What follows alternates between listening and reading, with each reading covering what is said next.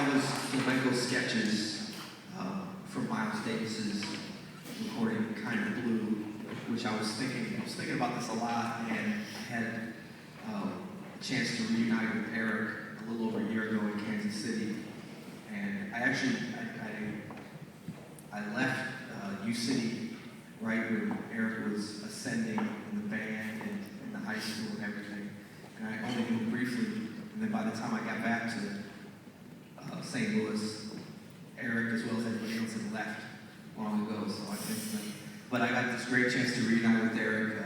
I played a concert at the Folly Theater, and we went out afterwards and had a great evening and talked and chatted and about music and life and kids and everything. I really cherish that time that we had. But this particular piece is from this record, Kind of Blue, which is a great record, and it's something that probably Erik wouldn't totally approve of because it's such a popular record. He had such a knowledge of jazz. He probably said, oh, that one's okay, but let me give you 8 other Miles Davis records.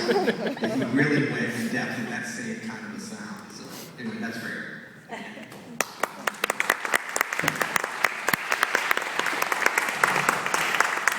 And actually, I asked Erik what my first jazz CD should be. He actually did say Kind of Blue. So that was my first CD that he told me to buy. So, Erik had a scar right here, kind of like a Harrison Ford scar under his lip. And I thought I'd just share, before we bring up the next speaker, the story behind that. One morning, this is, must have been his senior year in high school, or junior, he called me early in the morning and said, I heard, Dan, I need you to come pick me up and take me to the hospital. He had gotten up out of bed too fast, got lightheaded, fell, and knocked his chin on the dresser. And was bleeding profusely, so he needed someone to give some stitches. So I went to go pick him up, and I'm driving over there, and I'm thinking to myself, Erik knows everybody. He didn't call his parents, he didn't call anybody else, he called me. You know, all of a sudden it turned about me. And I was really flattered that I was the one that was going to be able to take him to the hospital. He gets in the car, he's got a bloody t-shirt wadded up to his chin. And I was trying to just ask him what happened, and he's mumbling through the blood, and I hear him say something, what happened? He goes, at that point he repeated again, and it was quite clear. He said, first, I called Tom, but he wasn't there. So,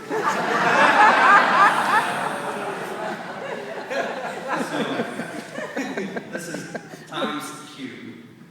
2 people that really have a special place in Erik's heart, Lisa Meekum and Tom Jordan.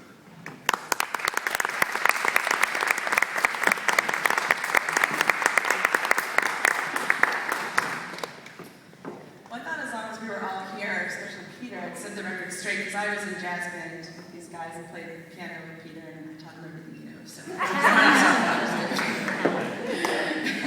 So good to see everybody again.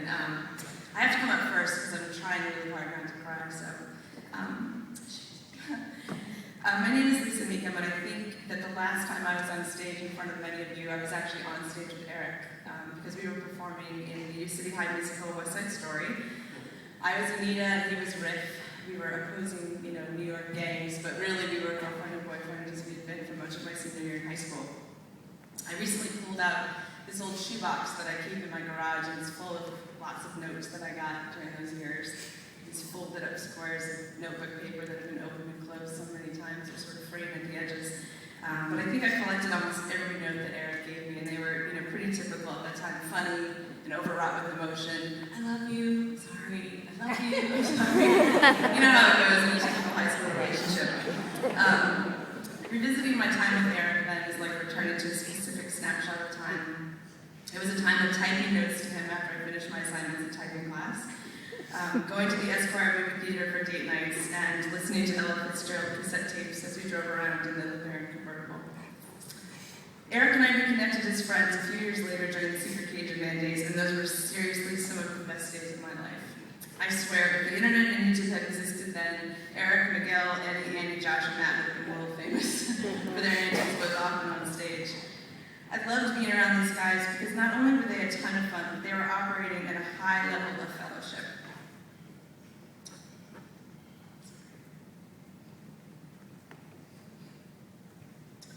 friends at such a deep level that it was incredibly inspiring even today. And even though Erik was often tortured by these same friends, moving his furniture around his bedroom or doing unmentionable things to his clothes dryer, Erik truly loved them and loved his time with the band. The last time I saw Erik was about a year and a half ago when we were both in St. Louis at the same time for Thanksgiving, and ironically both getting out of complicated marriages. It had been a long time since many of us had connected with Erik, so we were really excited to see him. A bunch of us decided to meet up with their families for lunch, and that was surreal to see your Cajun band and kids. We were all grown up, and we were all there waiting when Erik walked in the door. And the minute I saw Erik with Ella and me, I thought that was the happiest I've ever seen Erik. So here we are. I can't believe he's coming. His death reminds me that it's important to always have love in your life, whether it's from a youthful, ridiculous romance in high school, or from being in a band with your best friends, or from experiencing, even for a brief moment, what it's like to bring two beautiful girls into the world. Erik, you were romantic and talented, hilarious, fiercely loyal, and incredibly stubborn. And I'll miss you forever. Thank you.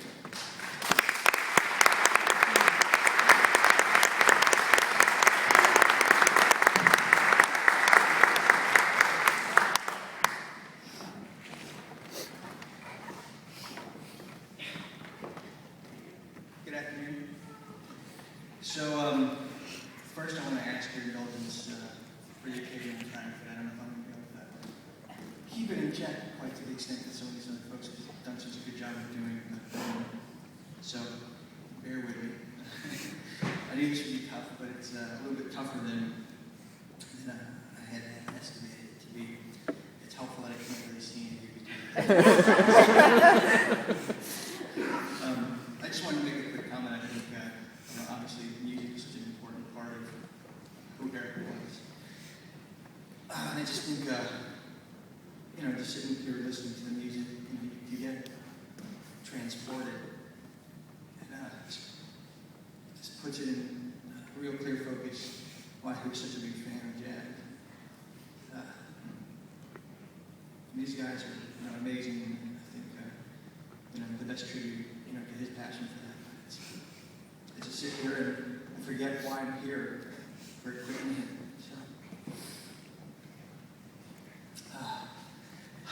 So, my name's Tom. I knew Erik for most of my 40 years. He was my friend.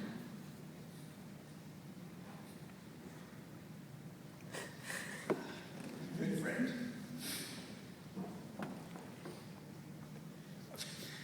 I taught him to drive a manual transmission. Much to the detriment of the clutch. I wasn't getting that so well. He taught me about Uzo. And he made up for that later by sharing his passion for jazz and introducing me to the wonders of Ella Fitzgerald, Coleman Hawkins, and Berg, and some of the others. So it's a privilege to be here and to have been asked to join other friends and loved ones to make some remarks. This is a difficult thing to do, as I struggle to identify a theme or struggle to maintain my composure. Do you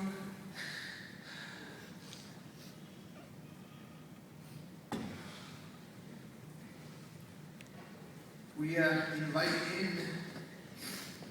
this grief by acknowledging our loss. And if you guys are experiencing the same thing I am, the sadness comes on you and exhausts you for a time, and then it abates, thankfully. It's that, I think that feeling of sadness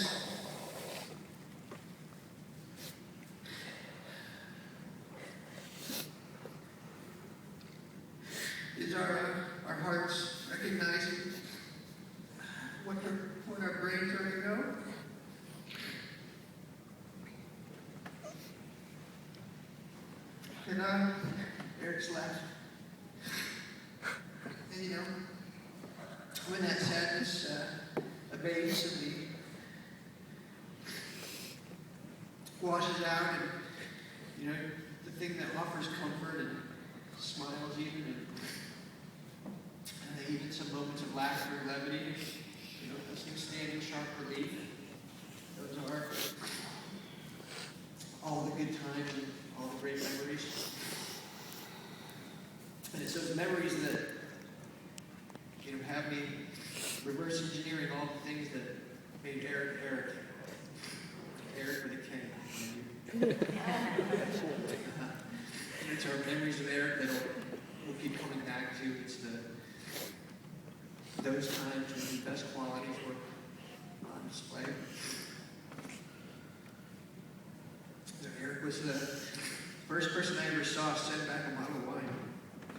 I'd heard of it, I'd seen it in movies, I'd never been witness to it, it felt awkward, empowered at the same time. I still have never done it myself, even if it was corked.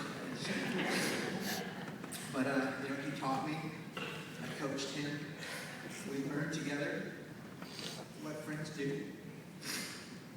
He was mocking in the best way. I'm an easy target. He was silly. He was serious, caring, sharing, not so sharing. He was quiet. He was cool. He was passionate, and he was supportive. That was Erik. You know, I can't summarize the incredibly full life that Erik led in anything less than 39 years. So I'm going to keep to Ron and Kathy's inspirational theme and just tell you my favorite quality about Erik, which was his secret silliness. He liked to pretend that he was being silly, but he really was. He was serious. He was even cynical Erik. But there was really silly dancing Erik, and maybe Secret Cage Band gave him the outlet for that he needed, but he pretended that it was an act, but it was really just a piece of him. He put a lot of smiles on people's faces, and I know this from my own experience, from talking to his Kansas City family, and reminiscing with all of you over the last day or so. And he kind of, final act of generosity, kind of force multiply that smile by being an organ donor. I know that all of this last night, this music, this event, the presence, would wow him. It would put a smile on his face.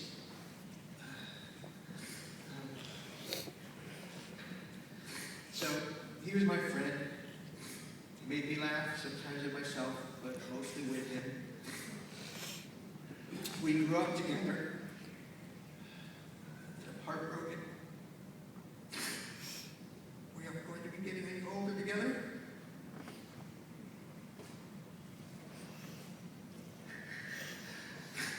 But I'm so glad we grew up together. Erik, you're missed. Your smile will persist.